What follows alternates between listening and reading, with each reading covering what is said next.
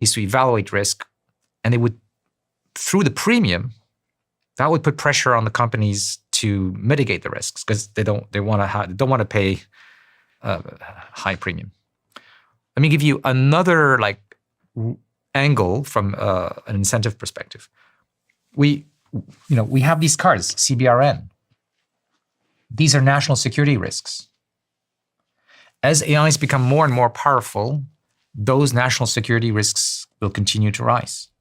And I suspect at some point, the governments in the countries where these systems are developed, let's say US and China, will just not want this to continue without much more control, right? AI is already becoming a national security asset, and we're just seeing the beginning of that. And what that means is there will be an incentive for governments to have much more of a say about how it is developed. It's not just going to be the corporate competition. Now, the issue I see here is, well, what about the geopolitical competition? Okay, so it doesn't solve that problem. But it's going to be easier if you only need two parties, let's say the US government and the Chinese government, to kind of agree on something. And yeah, it's not going to happen tomorrow morning, but if capabilities increase and they see those catastrophic risks, and they understand them really in the way that we're talking about now, maybe because there was an accident or for some other reason, public opinion could really change things there, then it's not going to be that difficult to sign a treaty. It's more like, can I trust the other guy? Are there ways that we can trust each other? We can set things up so that we can verify each other's developments. But national security is an angle that could actually help mitigate some of these race conditions. I mean, I can put it even more bluntly. There is the scenario of creating a rogue AI by mistake, or somebody intentionally might do it.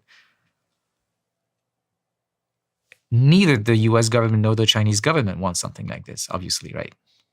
It's just that right now they don't believe in the scenario sufficiently. If the evidence grows sufficiently that they're forced to consider that, then they will want to sign a treaty. All I had to do was brain dump. Imagine if you had someone with you at all times that could take the ideas you have in your head, synthesize them with AI to make them sound better and more grammatically correct, and write them down for you. This is exactly what Whisperflow is in my life. It is this thought partner that helps me explain what I want to say, and it now means that on the go, when I'm alone in my office, when I'm out and about, I can respond to emails and Slack messages and WhatsApps and everything across all of my devices just by speaking. I love this tool. And I started talking about this on my behind the scenes channel a couple of months back. And then the founder reached out to me and said, we're seeing a lot of people come to our tool because of you. So we'd love to be a sponsor. We'd love you to be an investor in the company. And so I signed up for both of those offers. And I'm now an investor and a huge partner in a company called Whisperflow. You have to check it out. Whisperflow is 4 times faster than typing. So if you want to give it a try, head over to whisperflow.ai/DOAC to get started for free. And you can find that link to Whisperflow in the description below. Protecting your business's data is a lot scarier than people admit.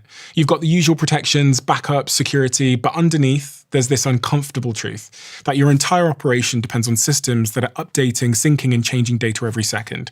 Someone doesn't have to hack you to bring everything crashing down. All it takes is one corrupted file, one workflow that fires in the wrong direction, one automation that overwrites the wrong thing, or an AI agent drifting off course. And suddenly your business is offline, your team is stuck, and you're in damage control mode.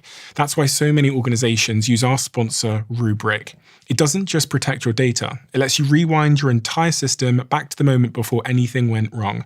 Wherever that data lives, cloud, SaaS, or on-prem, whether you have ransomware, an internal mistake, or an outage, with Rubric, you can bring your business straight back. And with the newly launched Rubric Agent Cloud, companies get visibility into what their AI agents are actually doing, so they can set guardrails and reverse them if they go off track. Rubric lets you move fast without putting your business at risk.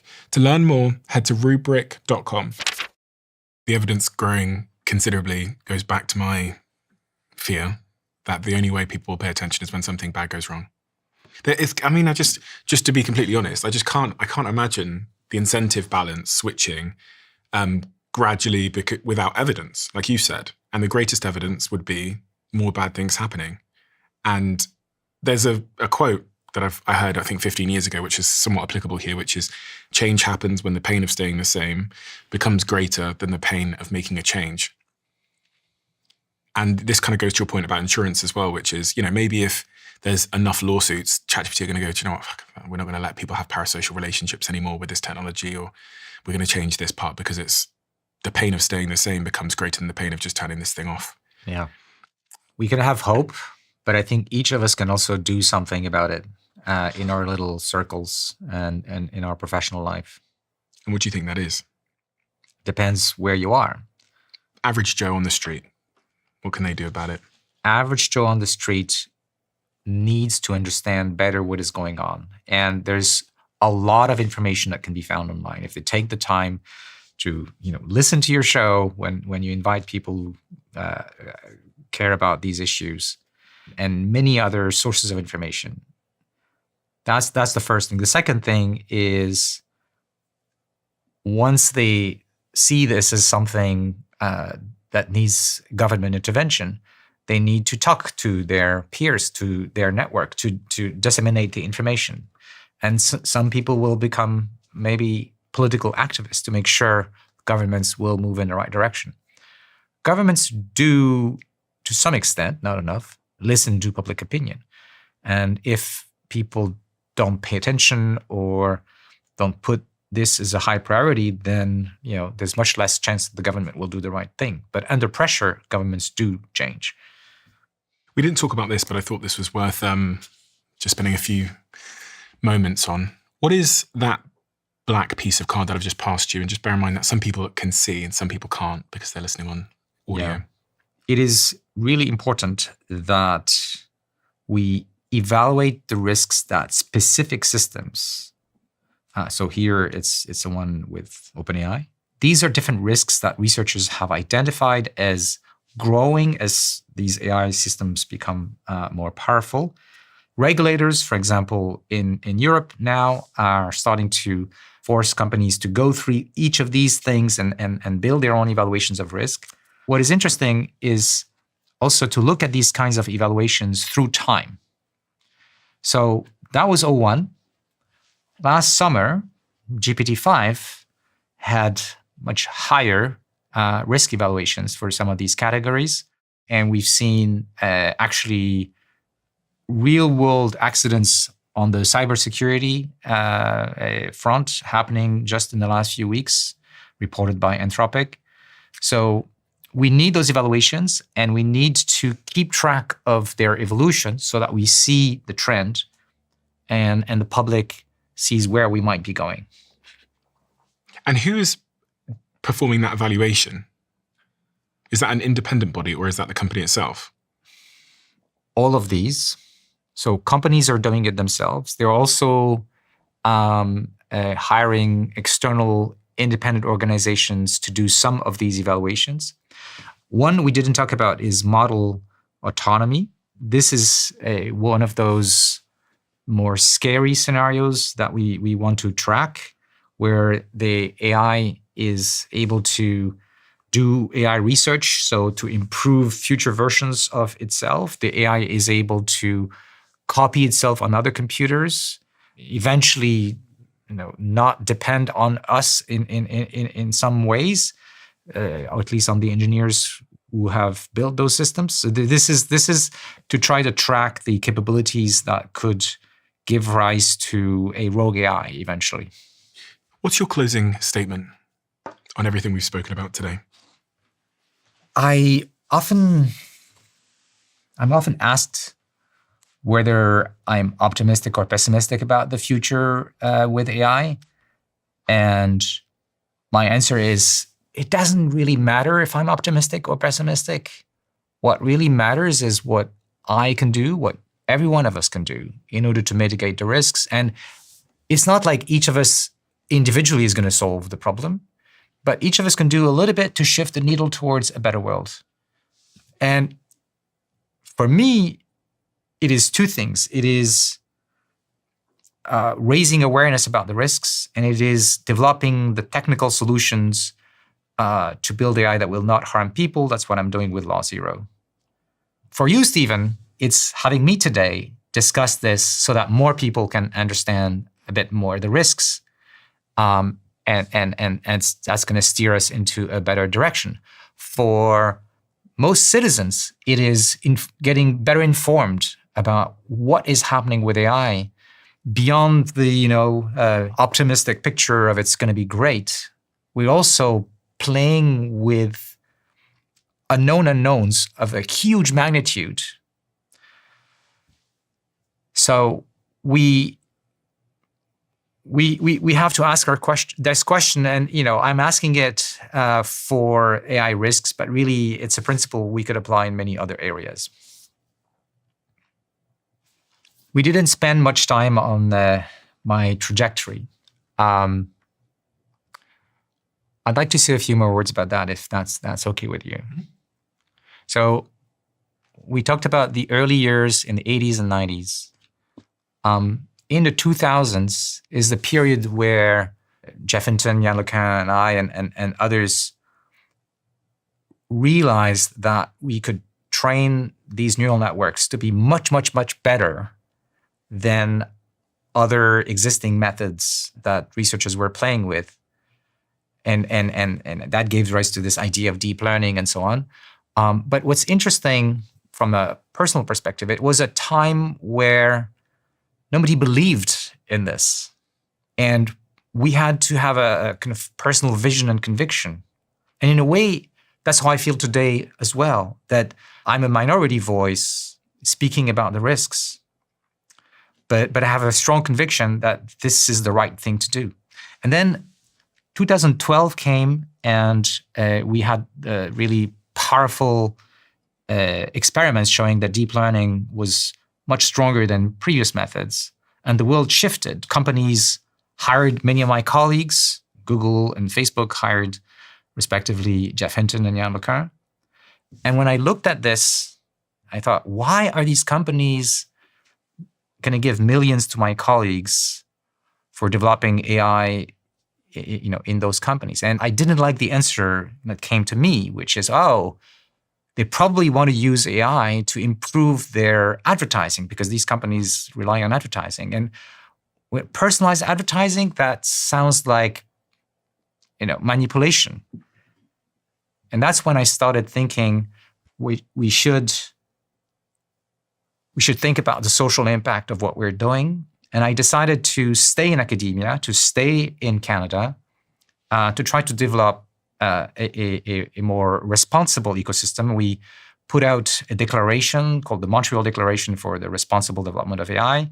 I could have gone to one of those companies or others and made a whole lot more money. Did you get any offers? Informal, yes. But I quickly said, no, I don't want to do this because I wanted to work for a mission that I felt good about. And it has allowed me to speak about the risks when ChatGPT came from the freedom of academia. And I hope that many more people realize that we can do something about those risks. I'm hopeful, more and more hopeful now, that we can do something about it. You used the word regret there. Do you have any regrets? Because you said I would have more regrets. Yes. Of course, I should have seen this coming much earlier. It is only when I started thinking about the potential for the lives of my children and my grandchild that the shift happened. Emotion, the word emotion means motion, means movement. It's what makes you move. If it's just intellectual, it comes and goes.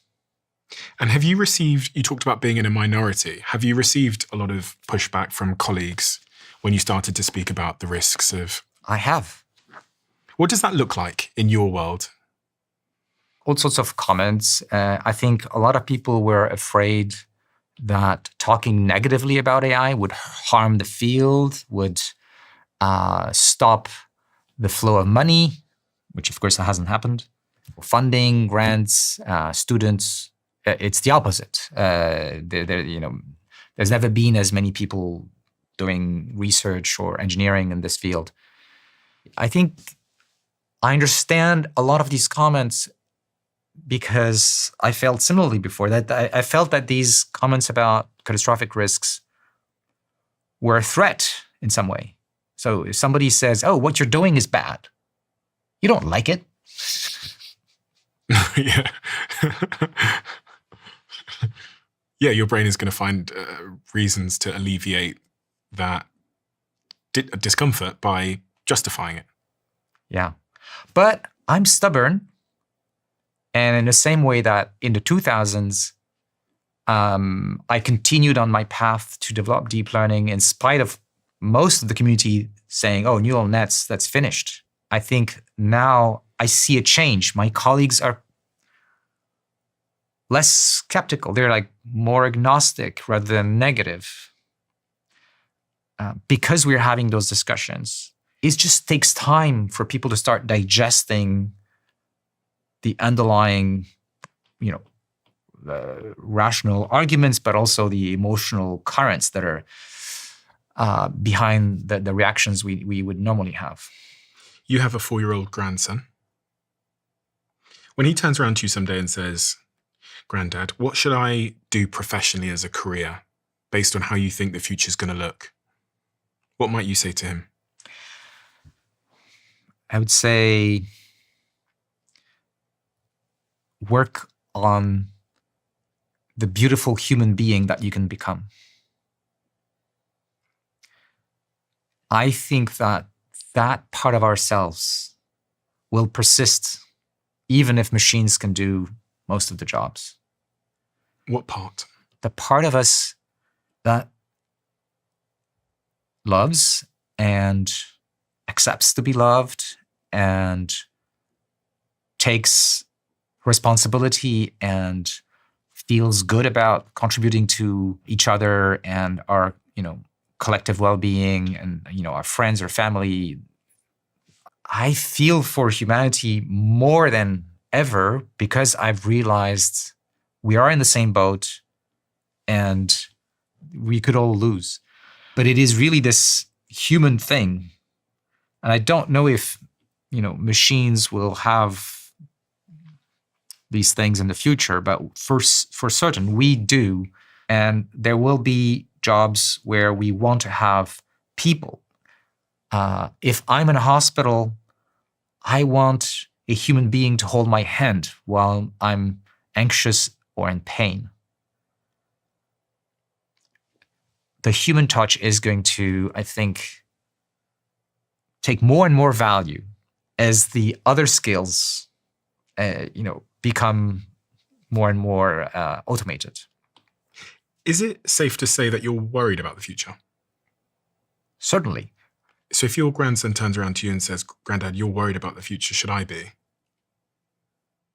I will say, let's try to be clear-eyed about the future. And it's not one future. It's many possible futures. And by our actions, we can have an effect on where we go. So I would tell him, think about what you can do for the people around you, for your society, for the values that he's raised with, to preserve the good things that exist on this planet and in humans. It's interesting that when I think about my niece and nephews, there's 3 of them and they're all under the age of 6. And my older brother who works in my business is a year older and he's got 3 kids. So if they feel very close because me and my brother are about the same age, we're close, and he's got these 3 kids where, I'm the uncle. There's a certain innocence when I observe them, playing with their stuff, playing with sand or just playing with their toys, which hasn't been infiltrated by the nature of everything that's happening at the moment. And it's too heavy. It's heavy, yeah. Yeah. It's heavy to think about how such innocence could be harmed. It can come in small doses. It can come as, think of how we're, at least in some countries, educating our children so they understand that our environment is fragile, that we have to take care of it if we want to still have it in 20 years or 50 years. It doesn't need to be brought as a terrible weight, but more like, well, that's how the world is, and there are some risks, but there are also beautiful things. And we have agency. You, children, will shape the future. It seems to be a little bit unfair that they might have to shape a future they didn't ask for or create, though. For sure. Especially if it's just a couple of people that have brought about, summoned the demon. I agree with you. But that injustice can also be a drive to do things. Understanding that there is something unfair going on is a very powerful drive for people. You know that we have genetically wired instincts to be angry about injustice. And you know, the reason I'm saying this is because there's evidence that our cousins, apes, also react that way. So it's a powerful force. It needs to be channeled intelligently, but it's a powerful force, and it can save us. And the injustice being? The injustice being that a few people will decide our future in ways that may not be necessarily good for us. We have a closing tradition on this podcast where the last guest leaves a question for the next, not knowing who they're leaving it for. And the question is, if you had one last phone call with the people you love the most, what would you say on that phone call, and what advice would you give them?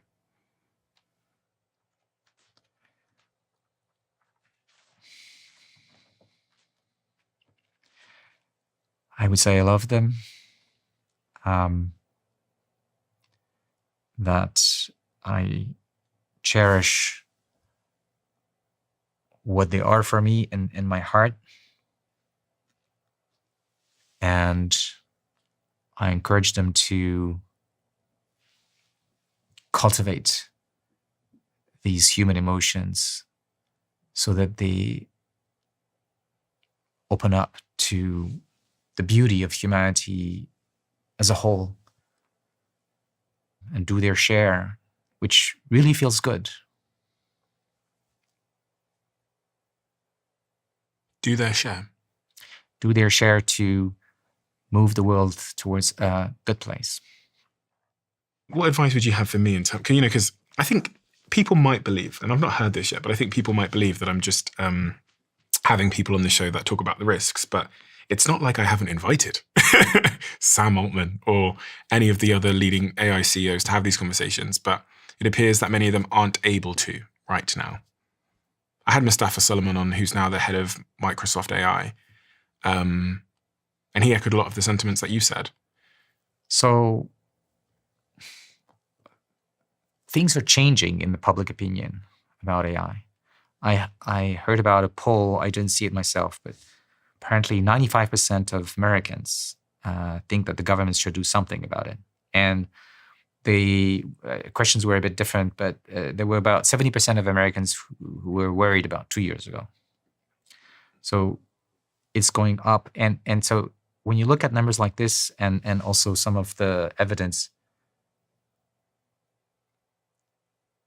it's becoming a bipartisan issue.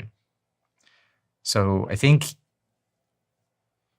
you should reach out to the people that are more on the policy side in the political circles on both sides of the aisle, because we need now that discussion to go from the scientists like myself or the leaders of companies to a political discussion.